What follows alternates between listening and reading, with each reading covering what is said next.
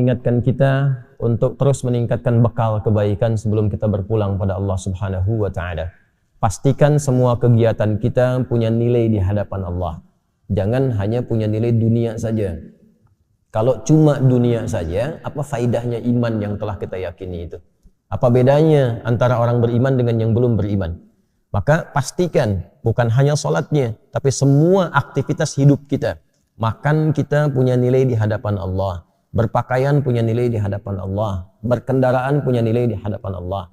Semua kegiatan yang memiliki nilai di hadapan Allah itu disebut dengan hasanah namanya. Disebut dengan hasanah. Karena itulah kemudian ketika kita mengerjakan satu perbuatan, seperti saya mau minum misalnya, maka saya niatkan minuman ini untuk mendapatkan ridha Allah. Ya, maka saya katakan Bismillahirrahmanirrahim, kemudian saya minum. Maka kalimat Bismillahirrahmanirrahim itu yang menjadikan aktivitas minum itu punya nilai di hadapan Allah. Minumannya sama dengan yang diminum siapapun. Ya, menghilangkan haus fungsinya. Jadi hausnya hilang, tapi apakah dengan hilangnya haus itu Allah memberikan nilai tidak? Ada amal solehnya enggak? Bismillahirrahmanirrahim punya nilai itu. Itu yang dimaksud hadis Nabi, kullu amrin dzibalin la yubda'u fihi bi bismillahirrahmanirrahim fahuwa abtar. Ya, setiap perbuatan baik, ingat yang baik ya, bukan perbuatan buruk, bukan korupsi pakai bismillah misalnya, tidak, nggak boleh itu. Ya, mencuri pakai bismillah, tidak. Semua perbuatan baik, dibalin itu yang dibenarkan oleh akal dan hati kita itu benar. Jadi sesungguhnya kalau orang berbuat salah, hatinya pasti menolak. Ya, hatinya menolak, itu bal, ma fi balika. Apa sih yang ada dalam hatimu itu? Ya, kan saya sering katakan begini kalau ingin menguji ya. Anda keluar dari masjid untuk ngetes, bukan dilakukan terus, bukan ya. Untuk ngetes, coba iseng-iseng pakai misalnya, dipakai iseng, bukan dipakai pulang ya. Dipakai iseng misalnya sendal orang lain. Masukin dulu, tes. Itu hati kecil pasti mengatakan, ya itu bal, hati kecil mengatakan, "Hei, itu bukan punya kamu." Pasti itu secara otomatis, ya, secara otomatis. Lepas lagi tuh, jangan dipotong videonya ya. Saya mesti potong-potong video tuh, ya. Itu ngecek itu seperti itu, hatinya pasti akan protes. Nah, jadi Nabi pernah mengatakan istafti qalbak, ya. Coba tanya hatimu yang paling dalam. Kedalaman hati itu disebut dengan bal namanya. Ma fi balik, ma baluk? Apa sih isi hatimu itu yang membimbing pikiranmu itu, ya?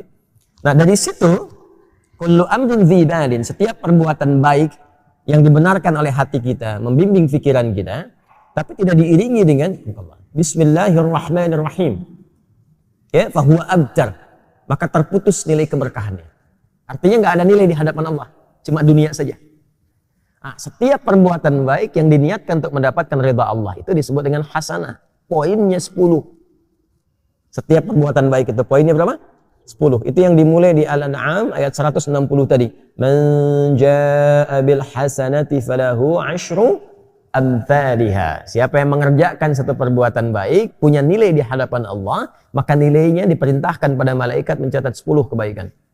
10 itu tadi standarnya ya, bukan 1, 2, 3, 4, tidak. 1 ke 2 ya potensinya 500 tahun. 2 ke 3 500 tahun. 3 ke 4 500 tahun. Makanya mengumpulkan pahala itu caranya mudah. Mudah. Ya, cuma nanti kemudahan itu bergantung pada iman. Makanya bab iman, bab akidah itu yang paling pokok. Gitu. Hanya iman yang mampu menggerakkan kita untuk mendekat kepada Allah. Kalau imannya tidak maksimal, sinyalnya nggak kuat, ya boleh jadi tidak akan semua amal itu menjadi amal soleh. Itulah yang menjadikan kerugian itu. Dikasih waktu untuk beraktivitas, tapi aktivitas yang dikerjakan tak ada nilai di hadapan Allah. Karena hasanah ini yang dibawa pulang, bukan minumannya. Ya, ini keluar lagi menjadi kotoran, ke alam kubur nggak ikut. Hasanah itu yang akan dikonfirmasi sampai dengan di akhirat nanti. Jadi di dunia dikerjakan, di akhirat ditampakkan. Itu yang dimaksud di Al-Baqarah ayat 201 itu. Wa minhum may yaqulu rabbana atina fid dunya hasanah wa fil akhirati hasanah wa qina adzaban nar. Kan? Maka di dunia kita mengerjakan itu, di akhirat dikonfirmasi. Konfirmasi itulah yang kita sebut dengan pahala itu. Jadi setiap nilai 1 ke 2, 2 ke 3, 3 ke 4 disebutnya ajrun namanya. Ya, nilainya disebut dengan hasanah. Hitungan 1, 2, ke 3, ke 4 terus disebut ajrun. Di surah At-Tin itu yang paling viral, lahum ajrun ghairu mamnun, ya.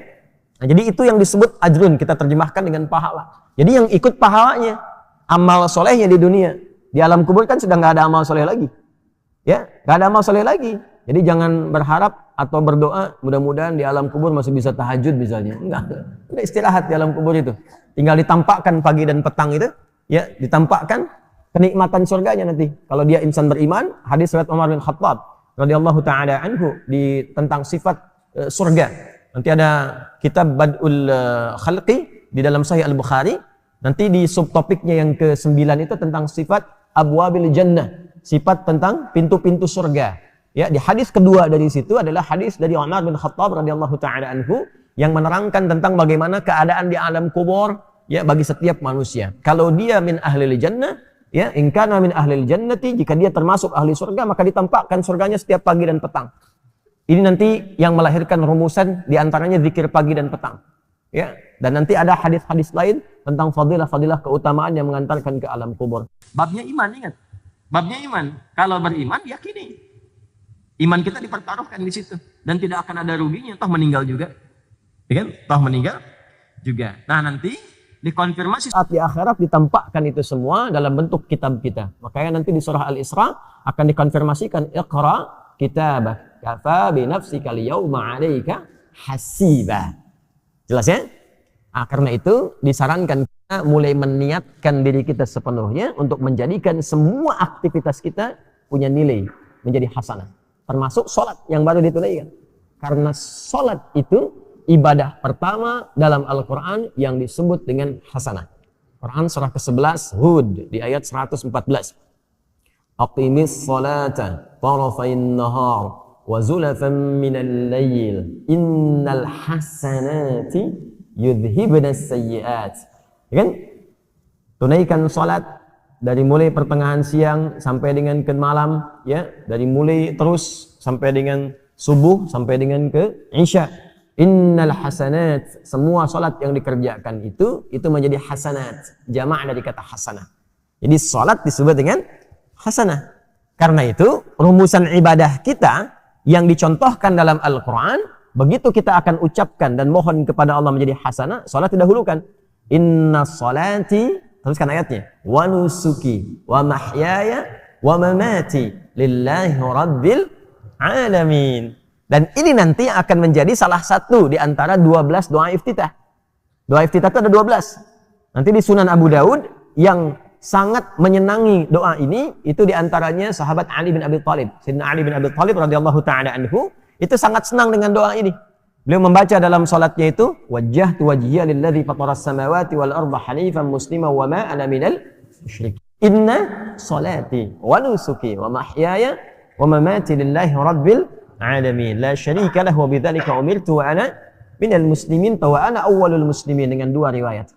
Nanti yang Abu Hurairah itu yang meriwayatkan yang Allahumma ba'id, yang Ali bin Abi Thalib yang meriwayatkan wajjahtu. Yang di situ terdapat inna salati. Jadi kita berikrar ke, bukan hanya salat kita, semua ibadah kita.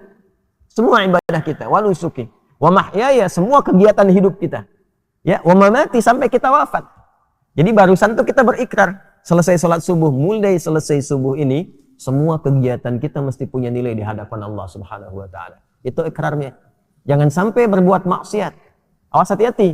Maka ditutup nanti di ayat 165-nya. Awas, di ujung ayatnya nanti. Inna rabbaka sari'ul iqab. Wa innahu ghafur rahim. La ghafurur rahim. Hei, ingat ya. Kalau kamu berbuat salah, Allah itu cepat hukumannya.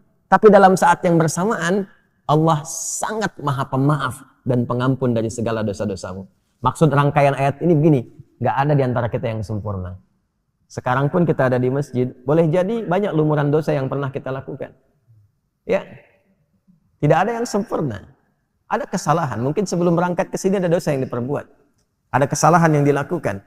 Jangan tunggu untuk bertobat dengan mengakhirkan di akhir waktu. Ya, sungguh orang-orang yang menggantungkan waktu taubatnya itu di waktu-waktu yang panjang, sehingga boleh jadi maut datang lebih cepat dari apa yang dia duga. Orang-orang seperti itu mohon izin tidak dapat mendapatkan kesempatan taubat dengan maksimal. Maka kalau kita sadar berbuat salah, kata Allah, hei, jangan malu untuk kembali kepadaku, karena aku lah Ghafurur Rahim. Sepanjang kau mau kembali, aku akan cepat mengampuni dosa yang pernah engkau kerjakan dan menghapuskannya sampai ketika engkau kembali. Jelas? Tapi kalau sengaja ditunda-tunda atau sengaja berbuat dosa, ada beberapa dosa yang dipercepat hukumannya sebagai muqaddimah saat di dunia. Bukan balasan aslinya, sebagai muqaddimah. Muqaddimah itu pun karena ada rahmat Allah di dalamnya untuk mengingatkan dia supaya kembali lagi. Ya. Misalnya pelaku riba dibuat susah, dibuat hilang, hancur harta dan sebagainya gitu kan. Nah, ada yang dosa kepada kedua orang tua, ya dibikin susah nanti di kehidupan, di pekerjaannya, sulit A, sulit B, supaya sadar. Itu nanti ada di Quran surah As-Sajdah itu.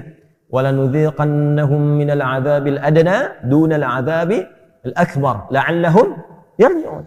Ya. Jadi kami akan timpakan, rasakan ya pendahuluan hal kecil, hukuman kecil untuk menyadarkan hamba itu supaya kembali taubat. Supaya taubat. Jadi jangan tunggu dihukum dulu oleh Allah ya untuk disadarkan supaya kamu taubat.